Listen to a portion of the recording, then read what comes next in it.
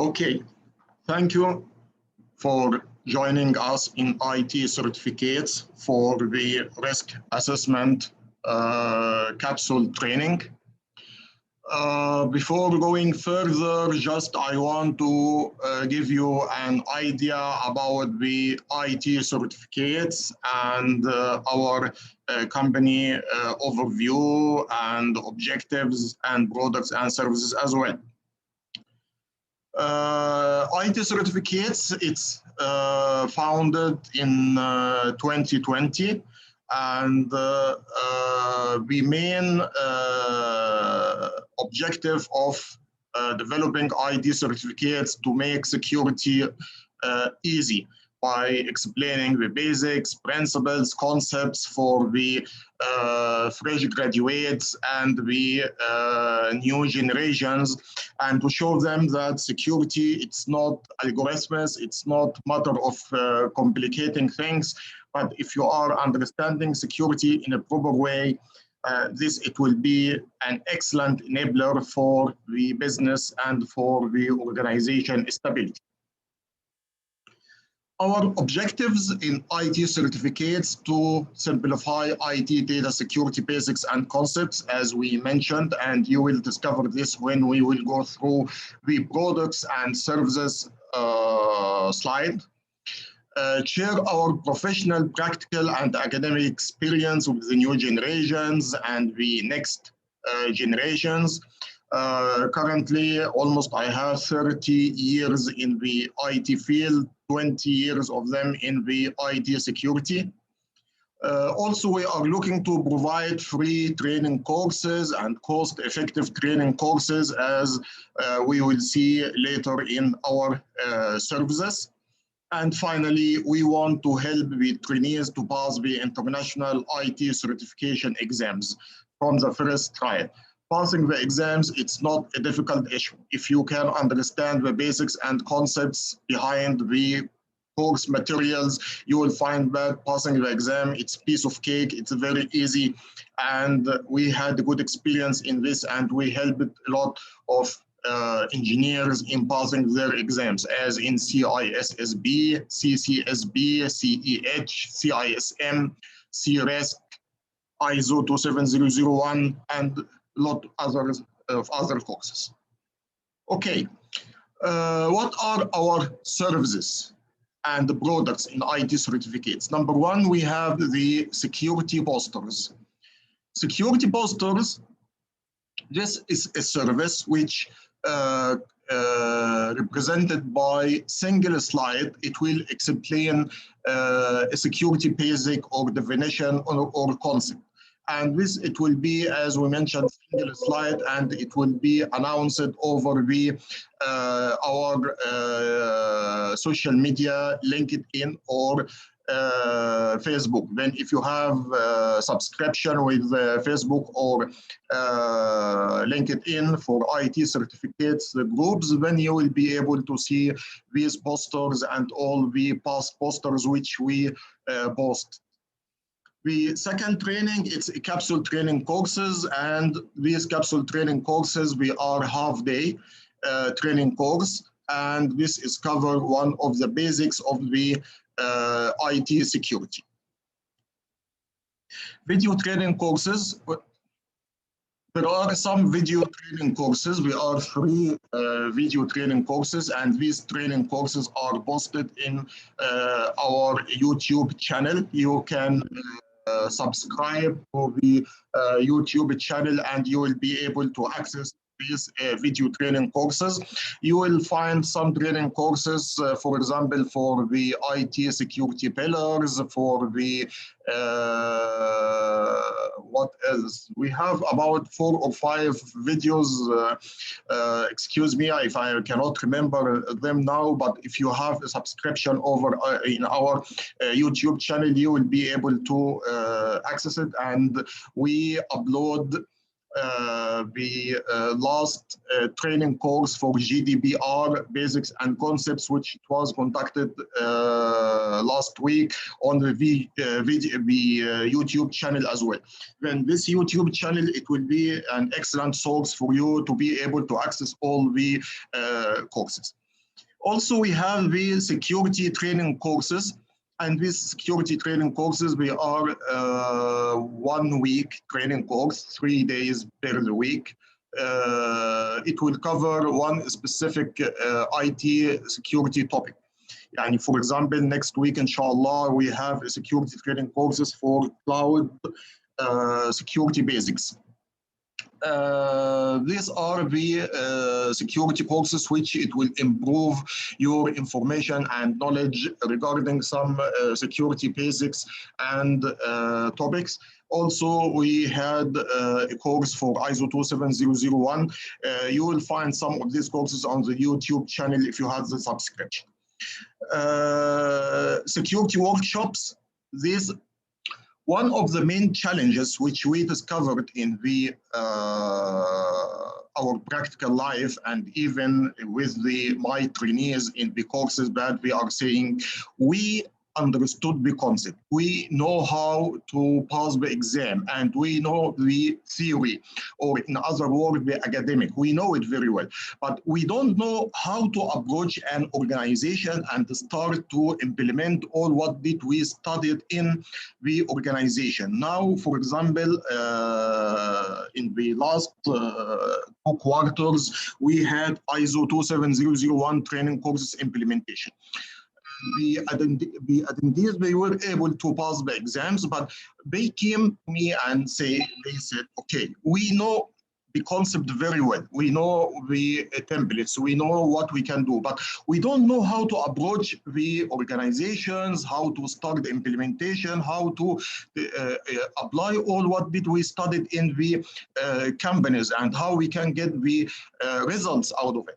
Then the objective of our security workshops to help you how you can implement what did you studied in the training courses in live scenarios.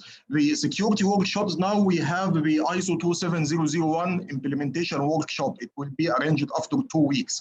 This implementation workshop, it will show you how you can implement ISO 27001 in your organization, how you can build ISMS, Information Security Management Services, in your organization, and how you can pass the auditing for the ISO 27001. And this is a great proof that your network is secure and it has the required security controls for protecting and managing the data.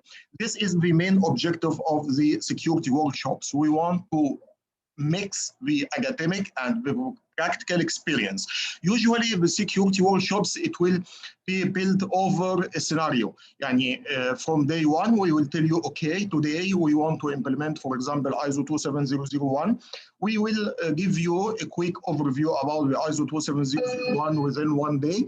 And after that, you have to understand how you can implemented in a specific company. We will give you a scenario with a company, including the mission, vision, objectives, structure, organization, locations, and all this information. And we'll tell you, let's start to implement the ISO till you will be able to develop the templates for these companies.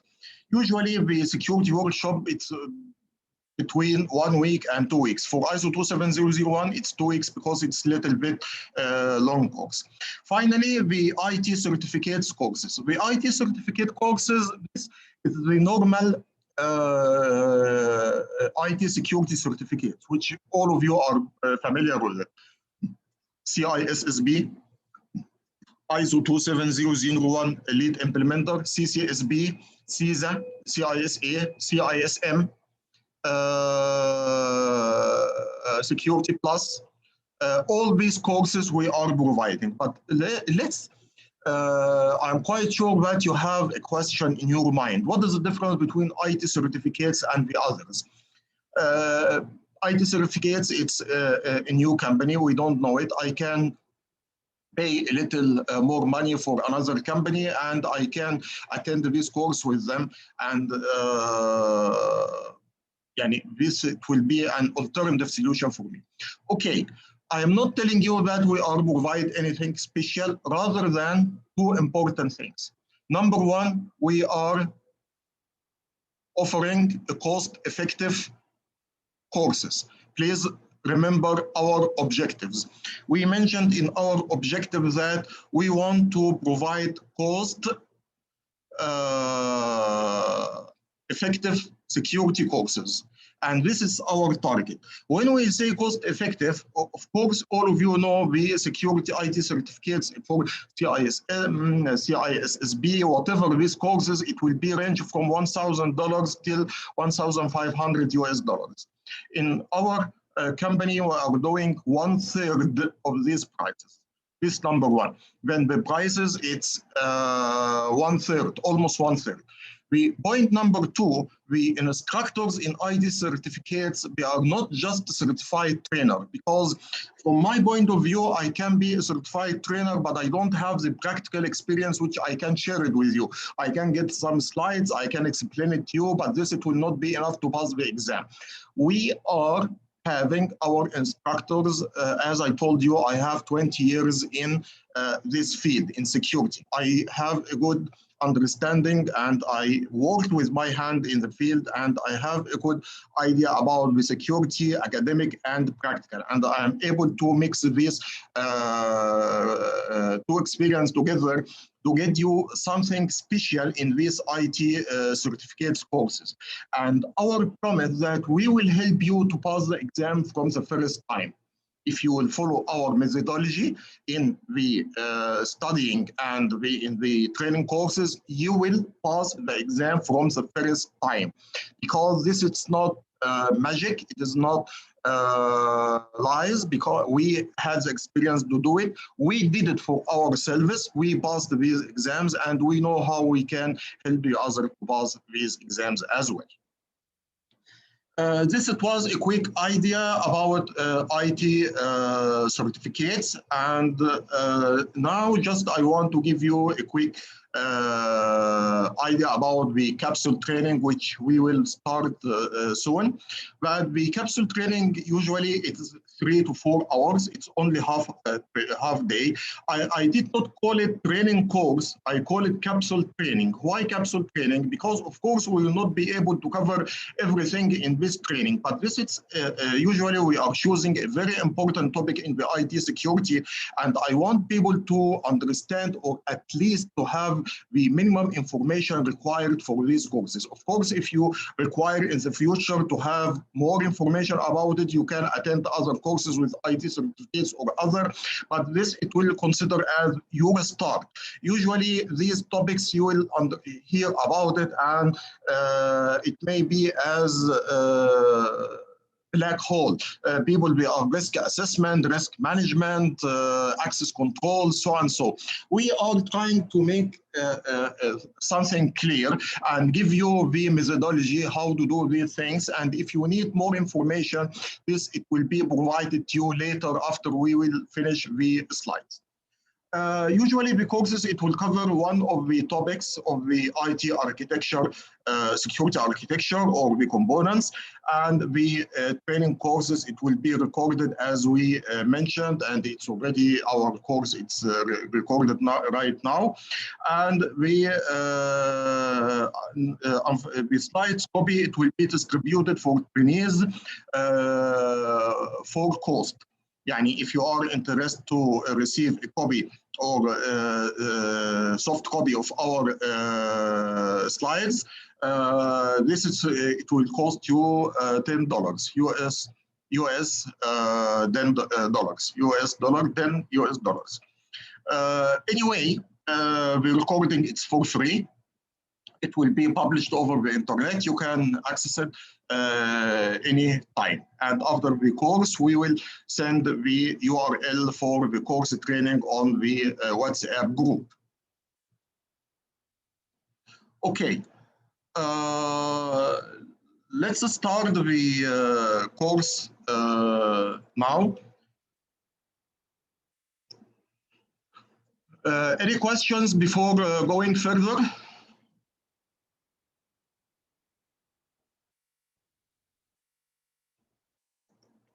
Okay, then let's start with the risk management. What is the risk management?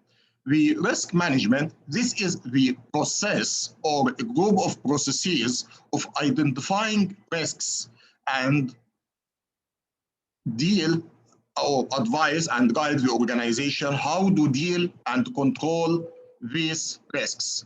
It's very important to have a methodology that you can be able to identify your risks, which it may threaten your organization's missions, objectives. If you discovered the this course, I mean the risks, it will be great. But the most important, not just to discover it, we want to eliminate it. We want to minimize its effect. And this is the role of the risk management. Then in the risk management, it will help you to identify risks, and it will guide the organization how to deal and control with these risks.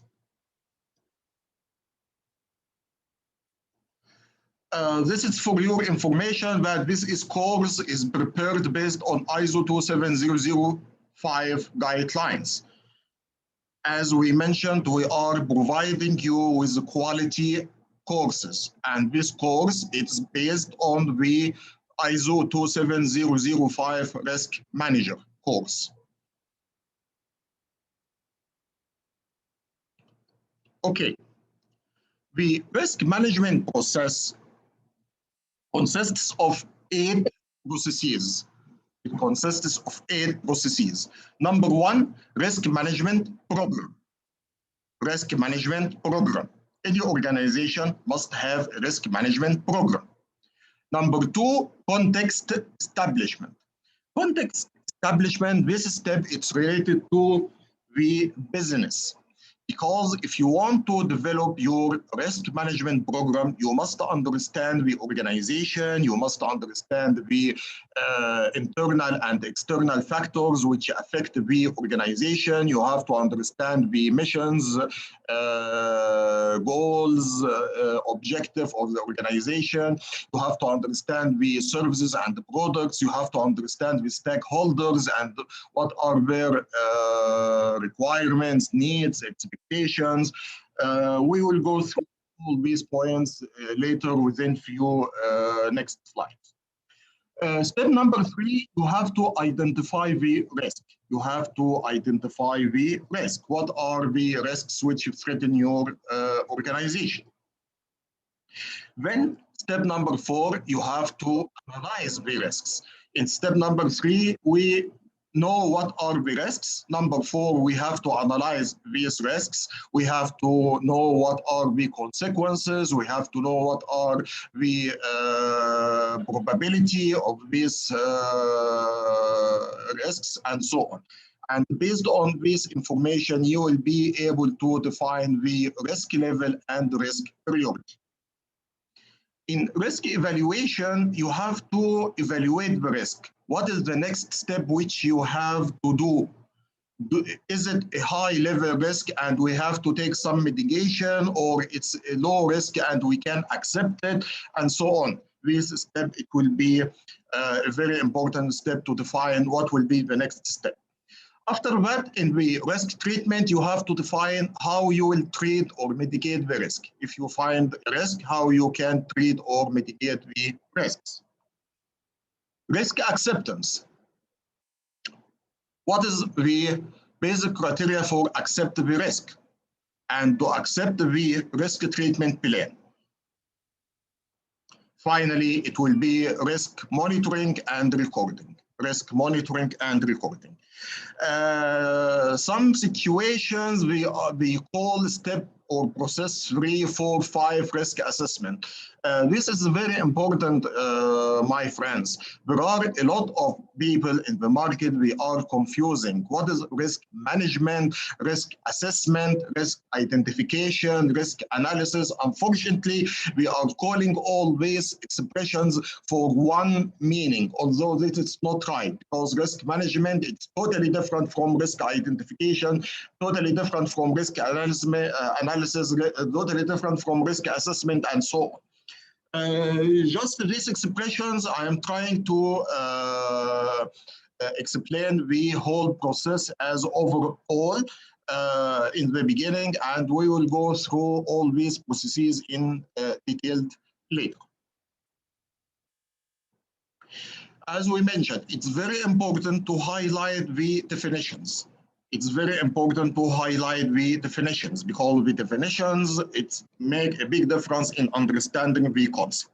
Okay, first of all, what is the risk management? As we mentioned in first slide, that the risk management, this is the method or the methodology of the company or the organization to discover risks and guide the organization how to control and deal with these risks. Also, to identify risks and opportunities and implementing plans to address them. To identify risks, opportunities, and how to address them. Let me ask you a question here. What is the difference between risk and opportunity?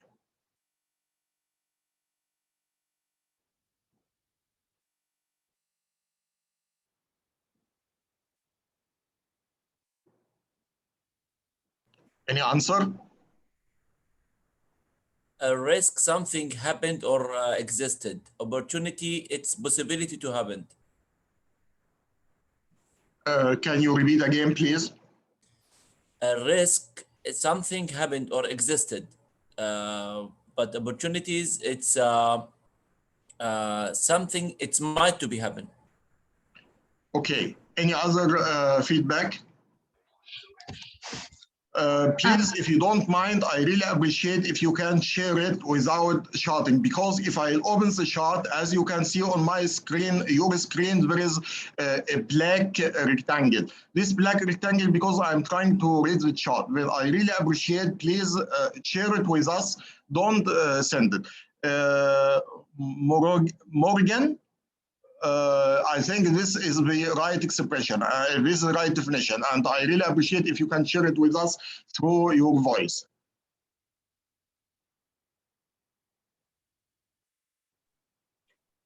Risk is negative and opportunity is positive. You are right. This is the real definition of the risk and opportunities. Unfortunately, my friends, that we have wrong concepts when we are dealing with risks. Because when we are dealing with the risks, usually in IT, we are thinking about the negative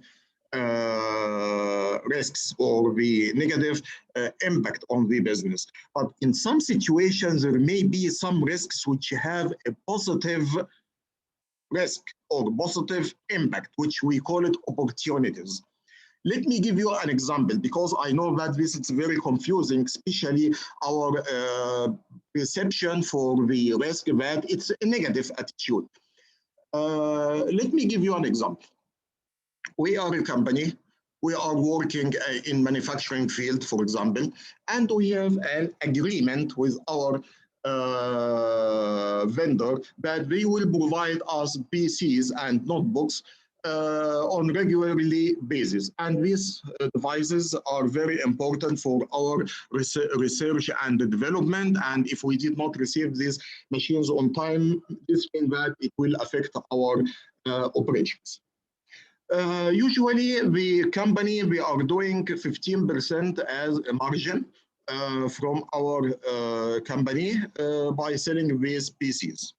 One day, another company, they came to the market and they want to have some new customers, and they visit us in our office and they said, okay, gentlemen, we are quite ready to provide you with the machines which you required, and we will save your money. We will have only a margin of 5%. This means that we will increase our profit by 10% as a company. And this is a good opportunity for us. When we had a discussion about this, we found that there are some plus and some pros and cons. What are the pros? The pros that we are saving 10%. This it will be considered as a profit for our company. But what are the cons? The cons that this is a new company and we cannot give us a guarantee that we will be able to deliver the machines to our company on time when needed and when required. And as we mentioned, that this can affect our operations. Then, although there is some opportunities, but still we have a negative risks. And here we will have the concept which we call it in risk management. I will try to write to you here. We exploit the risk.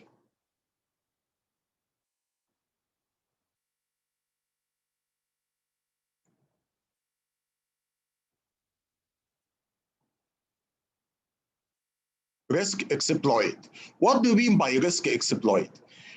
Exploit the risk, we mean that we want to maximize the benefit of the risk when we can able to take the risk. I want to maximize the opportunity to take the risk. How it comes? The IT manager, he came and said, okay, gentlemen, we need to save this 10%. Even if we did not save it as a profit, we will be able to utilize it in something else in the IT department. I'll tell you something. What you are afraid of when the management, they said we are afraid that we are not receiving the machines on time. Okay, great. If we did not receive the machines on time, I'll tell you something. Let's buy 10 PCs and 10 notebooks and keep it in our warehouse as standby.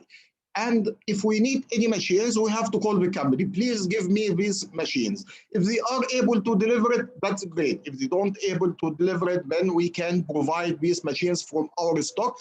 And when we receive these machines after 2 or 3 or 4 days, after that, we can add it to our stock again. Then here we exploit the risk, we increase the opportunity, and we minimize the negative of the risk. Usually you will hear the opportunity or positive effect in enterprise risk management. In enterprise risk management. But when you will deal with the IT risk management, it will go through only the negative attitude. It will be go only for the negative effect, which are the risks. And this is the main difference which I want you to keep it in your mind. Here, as we mentioned, risk, it's a negative effect or uncertainty on objectives. Uncertainty, negative effects of uncertainty on objectives, because the risk, it's something we are not sure that it can happen. It's uncertainty. We are not sure that it can happen. It's uncertainty. It can happen or it cannot happen. We are not clear of this. Opportunity, it is the positive effect of the uncertainty on objects. These are the concepts which we explained before. Just I want to go through some important points. What is the risk program? What is the risk program? Okay, let me tell you something. If I want to do anything in my organization, I must prepare a program or prepare the process. I have to clarify and make everything very clear. And if I want to say, okay, my friends, we want to start to build a building. Okay, that's good. Then what do we have to do? Immediately, I have to get the sand, cement, ironing, and start building?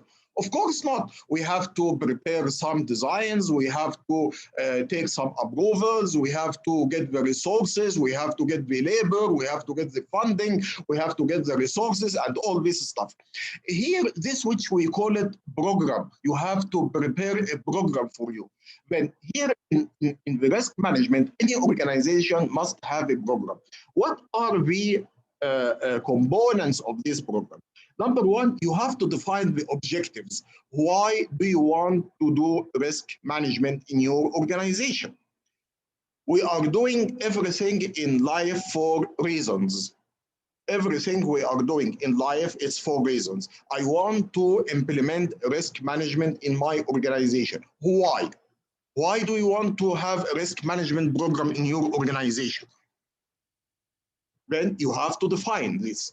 We will discover the objectives which it may help you for the risk management in the next few slides. Also, you have the leadership must have the commitment. The leadership or top management or board of directors, we have to provide you the support. Otherwise, you will be in trouble. Because if the management we did not support you for the risk management, you will not have the enough resources, you will not have enough budget, you will not have the facilities which you require. Also, you must have a dedicated risk manager, or in other words, a responsible person who will manage the risk management program. It will be very important that you can have a risk manager for your risk program. Also, you have to define the roles and responsibilities. What is the roles and responsibilities for the employees, for the stakeholders, for interested parties, for the risk management? Whatever any person, he must have clear roles and responsibilities. For example, employees, they must cooperate, they must understand the processes, they have to explain it to the risk management team. Management, they have to provide the resources. Stakeholders, we have to provide their feedback and evaluation and all this information. And we have to define these roles and responsibilities very clear for the risk management program. What is the risk owner criteria? Of course, this is very important. If there is a risk, you must have an owner for this risk. You must have an owner for this risk. What is the role of this owner? The role of this owner to manage the risk and make sure that its effect is minimized. To manage the risk and make sure that its effect is minimized by controls, by whatever, as we mentioned later. Develop risk management policy. We must have a risk management policy.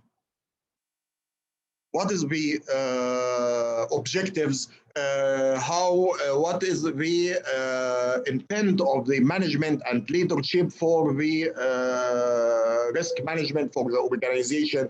Why do you need to have a risk management? How the risk management, it will be integrated into our processes and our activities. In some organizations, no one can do anything until they will pass risk management. When if there is risk management and they discover that there is no risks, then it will be approved. Otherwise, no, it will not be approved. We have to highlight these risks. Is it critical risks or medium, or can we find any mitigation? Is it important risks which we have to take it in our consideration, or we can drop it? It will not make any difference for the operation which we want to perform. And finally, you have to define what are the risk methodology.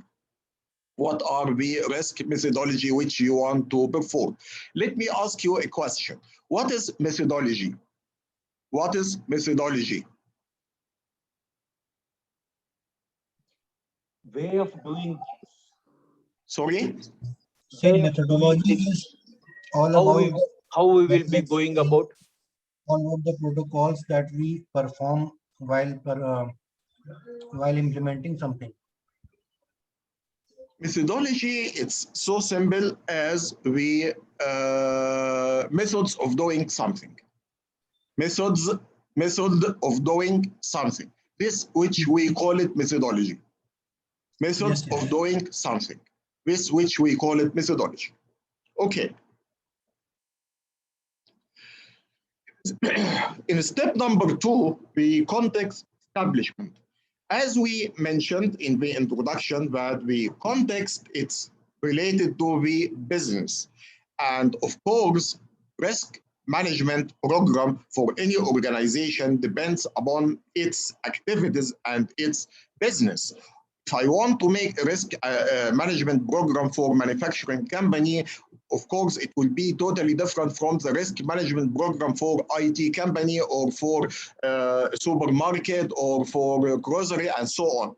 But this means that you have to understand the organizations. If I want to understand the organization, what are the information required to understand this organization? Number one, you have to understand the organization context. Question for you, gentlemen. What is the context? What does it mean? The scope of any organization wherein they want to establish risk management. Okay. Any other feedback? Any other answers? What is the area of the risk? Is it the complete enterprise or some of the functions? Sorry, your voice is broken. I cannot hear you properly. Can you raise your voice, please? Okay, is it the entire enterprise or only some of the functions of the risk we are going to consider? Is it what? Again, can you repeat the question? It's an entire enterprise of the functions. Hello? Hello? Is it entire company or some of the part of the company risk we are going to consider? IT risk, what we will consider IT risk. I'm not going through enterprise risks.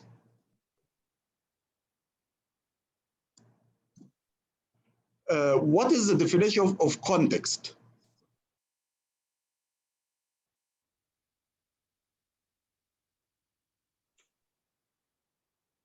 What is the definition of context?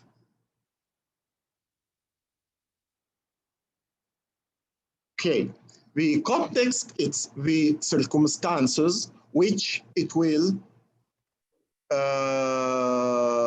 direct the organization or for doing business in a specific environment or its environment. It may be culture, it may be ethical, it may be laws and regulations, it may be political, whatever it is.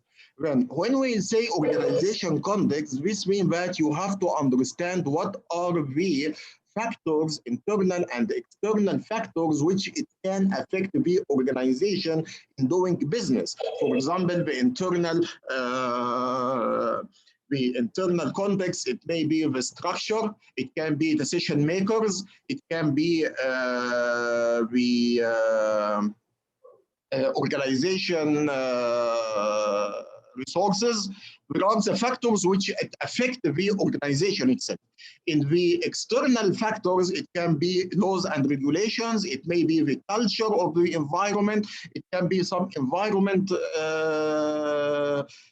circumstances. For example, any country which it has floods or earthquakes or whatever, laws and regulations. As you know, in 2018, suddenly we had the law of GDPR, and we have to make adaptation for all our processes and data to be compatible with it. Or it may be some regulations, as in Saudi Arabia with the NCA and so on. Then there are some factors, internal and external, which you have to take it in your consideration. You have to understand it very well, because it will make a big difference in the design of your risk management process and the program. These factors, they should be taken in your consideration, because it will affect the development of the risk management program.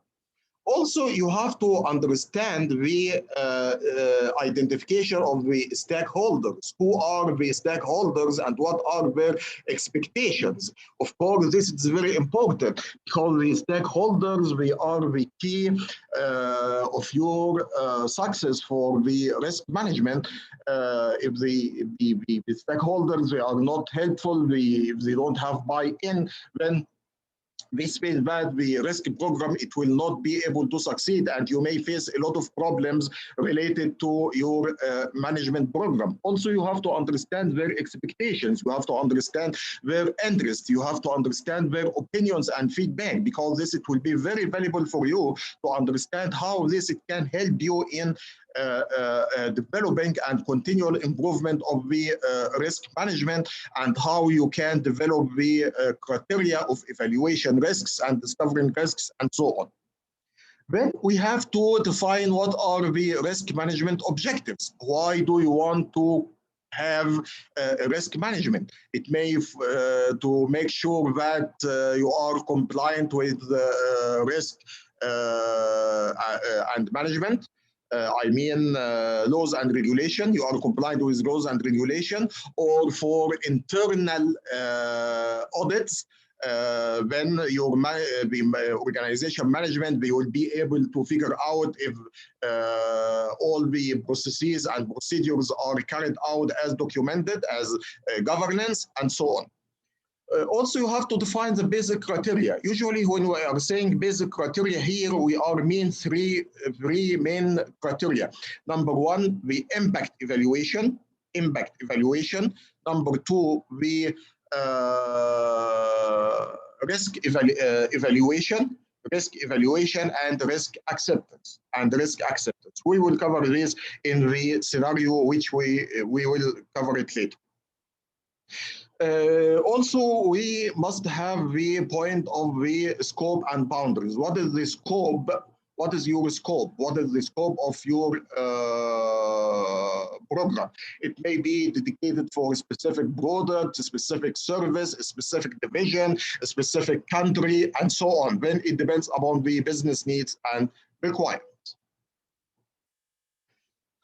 Any questions before starting the risk identification phase?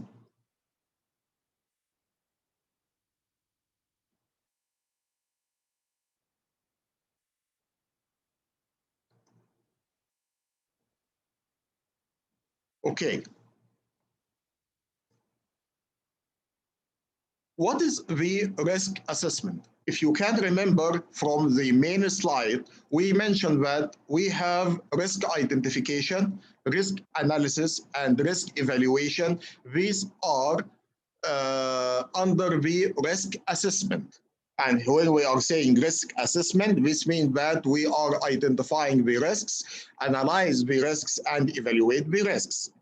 But the risk assessment, it's a quantitative or qualitative method where you can describe the risk and understand its impact on the organization. Do you know what is the difference between quantitative and qualitative approaches? Any answer?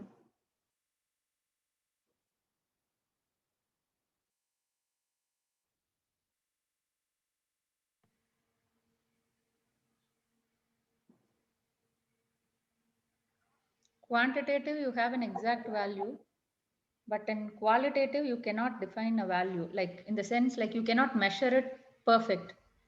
For example, like when you say it is very good, it becomes qualitative. But when you can rate it from 1 to 3 scale, it is 3, then it is quantitative. Okay, you are close to the right description, but usually we are saying quantitative, which is coming from quantity, that this means that you are able to define the risk by financial numbers. You say that if I faced a risk, this means that it will cost me $1,000 loss. This, which we call it quantitative. I am able to define the risk impact over my organization in financial numbers, numeric numbers, quantity, $1,000. This, it will be very helpful for management, because management, usually we want to make a cost-benefit analysis, we want to understand the risks, we want to understand what is the effect of the risk on the organization, and so on. This is what we call it quantity. The other, usually this is called objective or object approach. Quality, this is totally different. The quality, it is subjective. What do we mean by subjective? Relative, it's relative. We can say that these risks are critical and these are low. When we are critical and low compared for each others, we are not able to define exactly how much it will cost us if we face this risk. but we are giving a round figure that this is high, this is critical, this is medium, this is low, and so on. This is the difference between the quantity and the quality. Then quantity, it's object analysis, but quality, it's the subject analysis, subject analysis. And this is the definition of the risk assessment. Okay, what is the asset? This is a very important definition, my friends. What is the asset? The asset is anything it has a value for the organization. Anything it has a value for the organization. It can be tangible, it can be intangible. It can be tangible or intangible. It can be manufacturing process, it can be procedure, it can be network, it can be desktops, it can be switches, it can be applications, it can be services, it can be facilities, whatever it is. Then by the end of the day, anything has a value for the organization, it's considered as asset. And they have to provide protection for it. And what is the threat?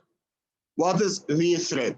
The threat is any potential negative action or event which it will be utilized or facilitated by a vulnerability.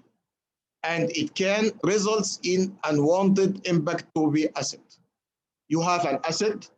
The asset, it has a problem, which we call it vulnerability, a problem or weakness.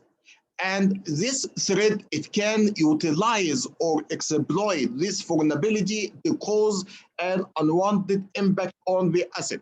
For example, I have the asset, it's the desktop with Windows operating system. And the vulnerability that there may be a bug or patches which you did not upload it on the Windows. Then if there is any hacker who is the threat, and he try to utilize or to exploit this vulnerability, then he will be able to take a control over your PC, and this which we call it unwanted impact to the asset or for the desktop. And these threads, it can be many, there are many types of threats. It can be natural threats, flooding, fire, rains, whatever. It can be human threats, it can be crackers, it can be hackers, it can be insider disgruntled employee, it can be software threats as bugs and so on, or hardware threats. These are the threats which it can threaten your network. Also, we have the vulnerabilities. What are vulnerabilities? Vulnerabilities, these are weakness in the assets. These are the weakness in the assets, which we mentioned that this weakness, it can be exploited by a threat, then it can create unwanted impact or a bad impact or negative effect on your asset. The risk impact, what is the impact? The impact is the estimate. It is the estimate of potential loss. Estimate of a potential loss for a specific risk. This, it can, for example, you have a web server and there is denial of service, then this means that the service, it will be down. This, it will be the risk impact. By the way, in some situations, we are call it consequences as well. Risk impact, we will call it consequences. Then let's go back to the risk identification phase or process after we understood the these terminologies in the risk identification. What is the important information which it should be identified in the risk identification phase? Number one, you have to define what are the assets. What are the assets? This is very important. We have to discover what are the assets and define the assets value. what are the assets value. Why do we need to define the assets value, my friends? Why do we need to define the asset value? First of all, what is the asset value?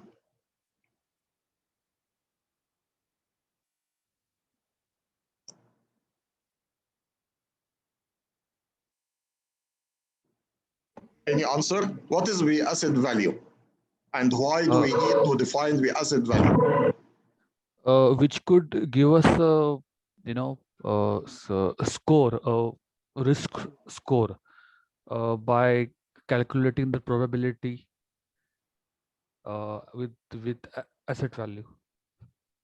Okay. Any other answer? Hi, this is Neha here. So we multiply vulnerabilities in by threats, and the value we get, that is our asset value. So it has to be, suppose the asset value stands, it has to be lesser than the defined value, so that if it's more, then we have to come down to that value. Okay. Asset value, this is the value of the asset for the organization operations. This is the value of the asset for organizations operations. For example, I have a server. Server value, it's not only the hardware cost. No, there may be some direct and indirect cost.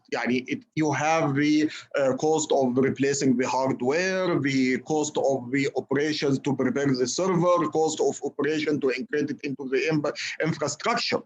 Besides, you may have an indirect value also for lost opportunities or business opportunities when the server it was down, and so on. And this is what we call it asset value. Why we have to define the assets and its value as well?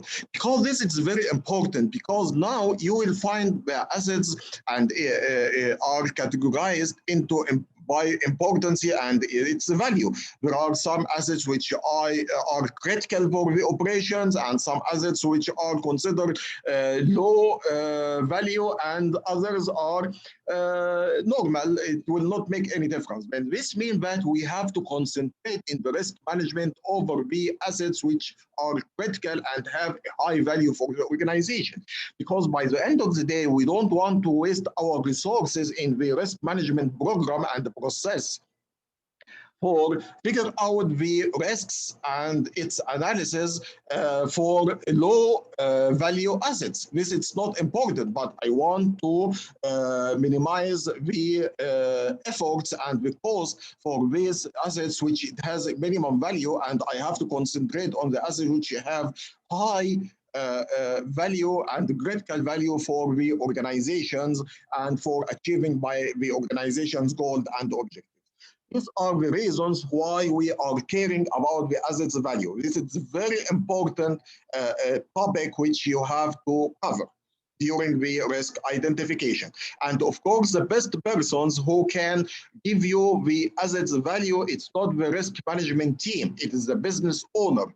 The business owner, because the business owner, they understand very well the process, they understand the role of each asset in the process, and what is the effect of the unavailability of this asset in achieving the process and the goals for the organizations and its mission as well. Okay, the point number 3, it will be the threats. You have to define what are the threats which threaten the assets. What are the threats which they are threaten the assets? And what are the existing controls which you have it in your organization to protect these assets? Of course, when you will do some risk management, this does not mean that you don't have any controls at all, security controls. You may have security controls on ground, and you have to find out these security controls, and you have to understand its effectiveness and if it's enough or not, because this it will be very helpful to define in later if you need additional controls or not. There is no need to make a duplication of control. This it will be a waste of money and efforts. Also, you have to define the consequences. What are the consequences if the thread it was able to exploit the asset or exploit the vulnerabilities to cause a bad effect? Then this means that in risk identification, you have to define the assets, you have to define the assets value, you have to define the vulnerabilities, you have to define what are the threats which it will threaten the or exploit the vulnerabilities, and if there is any threats exploit the vulnerabilities, what will be the consequences or the impact on the asset, and finally you have to define the existing controls in the organization, the existing controls in the organizations. Any questions regarding the risk identifications before going to risk analysis? Osama, I have a question on Please go asset ahead. values. Yeah. So these asset values could be intangible or tangible assets. I mean, what values would this would have on? Yes, you are right. It can be these assets, it can be tangible or it can be intangible. For example, you are working in manufacturing company and we have a process for manufacturing a specific product. When the process is considered as asset and it's valuable, it's critical, because this in the manufacturing process, this is the reason or this is the mission of your company. When you have to check, because this process, it may have some vulnerabilities. These vulnerabilities, it can be exploited by threats and it can create some impact. For example, documentation, it's not the process, it's not properly documented, and based on that, if there is any new shift in manufacturing, we are working 24 hours. When if there is any new shift, then we will not be able to know what happened in the last shift, or if there is new employees, we will not be able to know what is the process and how it's going without proper documentation, for example. Okay, thank you. You are welcome. Any other questions? Go ahead. Usama, I have a question. Like, Sure. when you say like list of vulnerabilities, then there are certain websites which list the vulnerabilities. So when I say like define threats, so where is there any place like where there is a list of threats associated with particular application or a particular system or a network, or if it could be said like on a physical threat, is there any list available for this? Yes. Thank you for this question. It's a good question. Yes, we have a list of threats and a list of vulnerabilities. Both of them, you know, they are related to each other. And when we say threats, usually we are thinking about vulnerabilities, because if you have vulnerabilities without threats, then there is no consequences and vice versa. You are right. There are some websites, and also which I don't like the websites, because in the websites you will not find it sophisticated information, but I like very much to use the vulnerabilities lists and the threats lists mentioned in the standards as ISO 27005. In ISO 27005 annex, annex in ISO means appendix. In the annex, you will find one appendix for vulnerabilities, and it will cover a lot of categories of vulnerabilities, and you will find another appendix for the threats, and it will cover a lot of threats categories.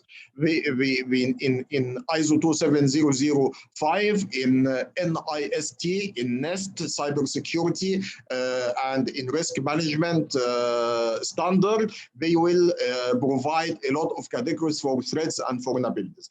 But take care. Again, I will repeat it, take care.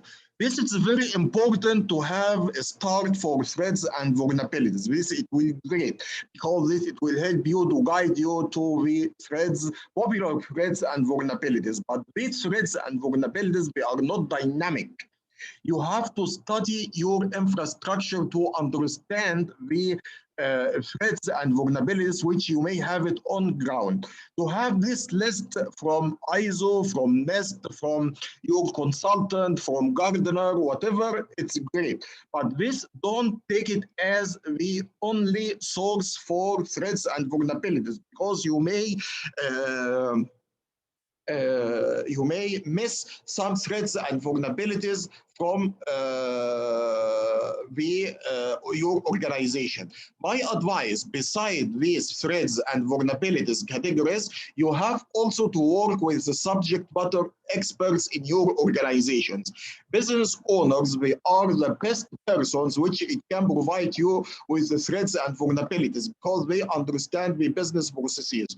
Although you are maybe a risk management program or a risk management member in a risk management team, but of course you are not aware about all the business processes. But this is important because, as we mentioned in the context establishment, we said that it's very important to have a relation with the stakeholders, understand their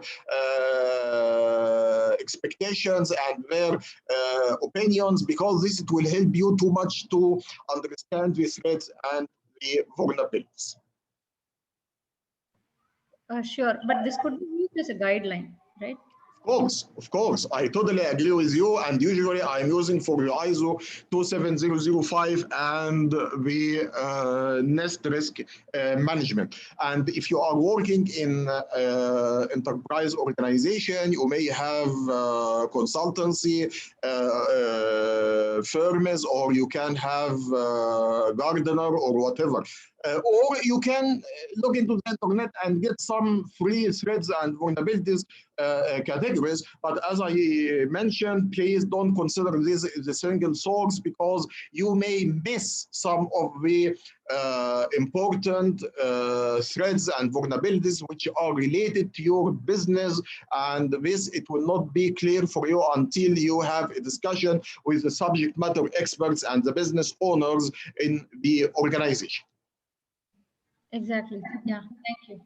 You are most welcome. Any other questions? Osama, just to add to this, what you just said, the threats and vulnerability may have different approach. So can we say this could this could depend on the industry to industry? Like for example, in Middle East, we have lot many companies who are into oiling and all. In some other countries, we have the financial sector. So will this change accordingly based on the threats and vulnerabilities, and again to their own respective process owners of what they have their own processes? Okay, again, this is an excellent question. Yes, you are totally right. Threats and vulnerabilities, it depends upon the field, upon the business, and also upon the countries as well. For example, if I'm living in Japan and I say earthquakes and volcanoes, it makes sense. But if I am living in Saudi Arabia and I say earthquakes and volcanoes, people, they will say that I'm stupid, because what is the probability of volcano in Saudi Arabia? It may be 0 every 100 years.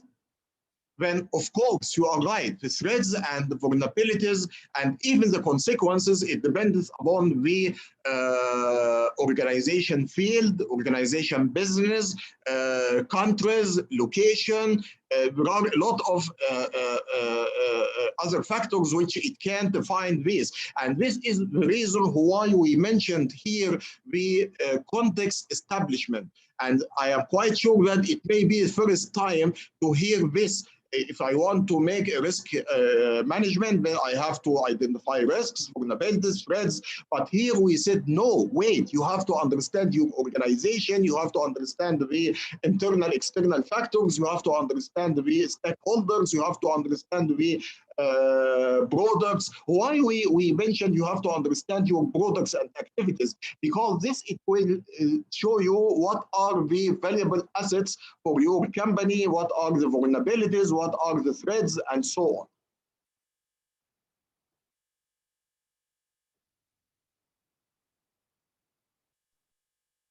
Any other questions? Okay, great.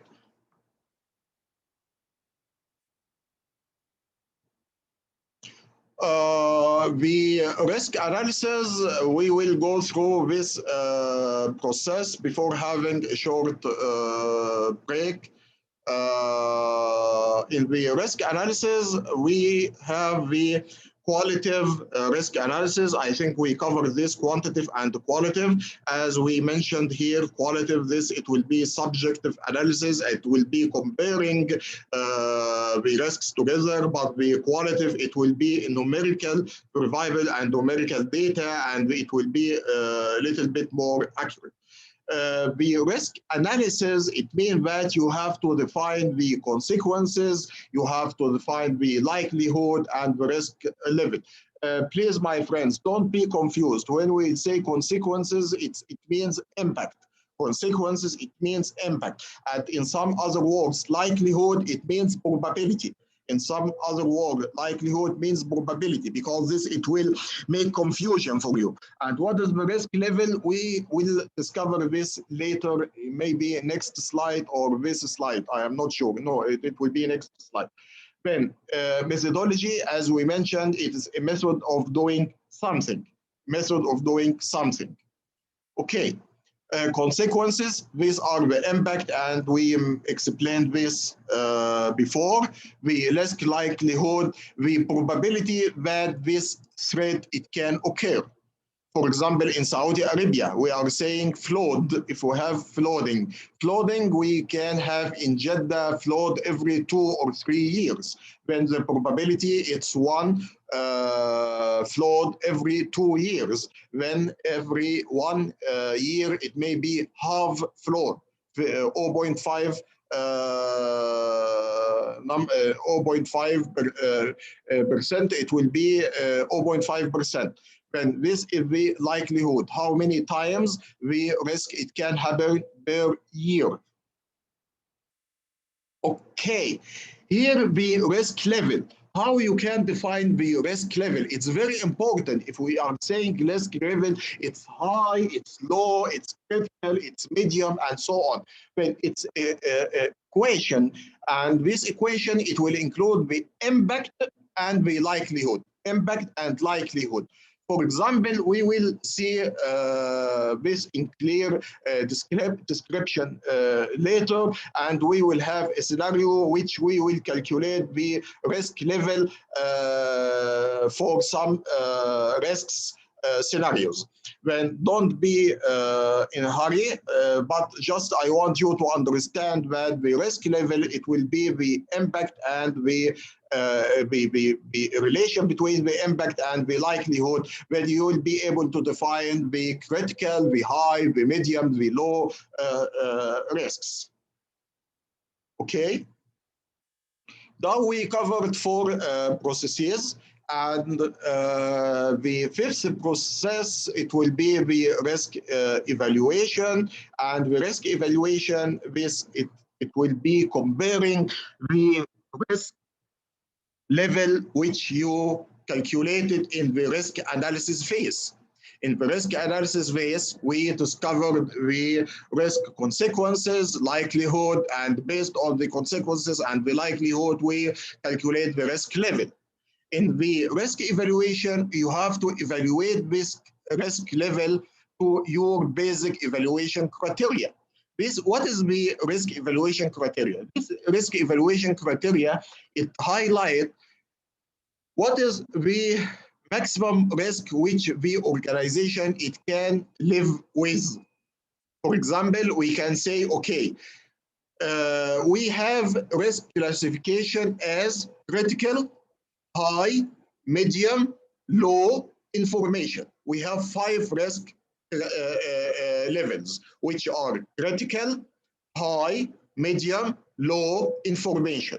Whatever any risk which it will be classified or risk level classified as information or low, it will be accepted by the organization and there is no other action required regarding this risk. Whatever any risk which it will be classified as low or information, then there will be no other action it will be required. But when we say risk evaluation, this means that you have to compare the risk levels calculated in the risk analysis with your risk evaluation criteria. If you will find that it is information and low, then this means that there is no additional action it will be required. Only we will monitor this risk because we may it may increase into medium or high or critical in the future. But no other actions it will be required for this risk in case if it is in the level of evaluation, information or low. Okay, any questions?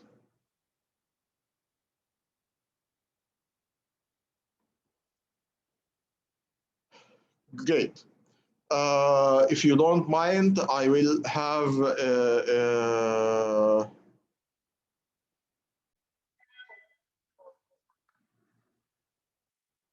okay.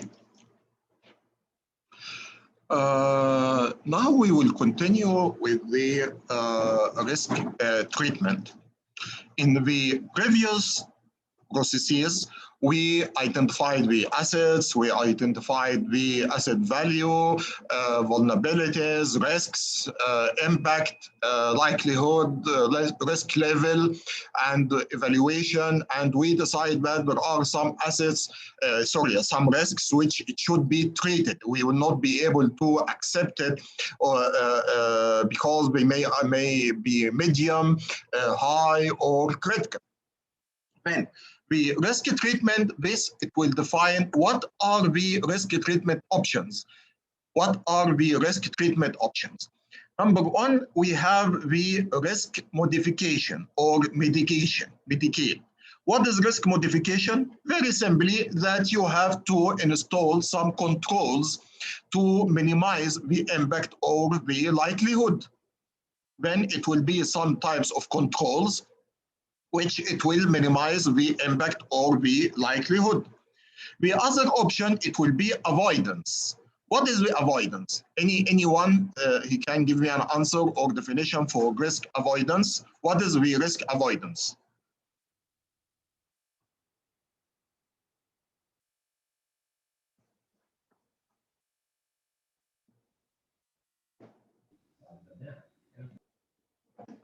Any answer for risk avoidance? Exactly, like the name implies the same thing, like you avoid the risk by implementing certain controls or if you will implement certain controls, then this means that it's risk modification. It will be mitigation. It will not be avoidance. okay. Risk avoidance here, it means that I want to eliminate the source of the risk. For example, I am a company or organization and I want to provide a service to my customers through internet. And when I studied the risks, I found that they are critical and the cost of the controls, it will be very expensive compared with the risks. The risk, it will be very expensive. Then this means that I will not be able to publish this over the internet. Then I will eliminate the risk. that I will not publish it for the internet, but I will provide the access to my customer through VPN, for example.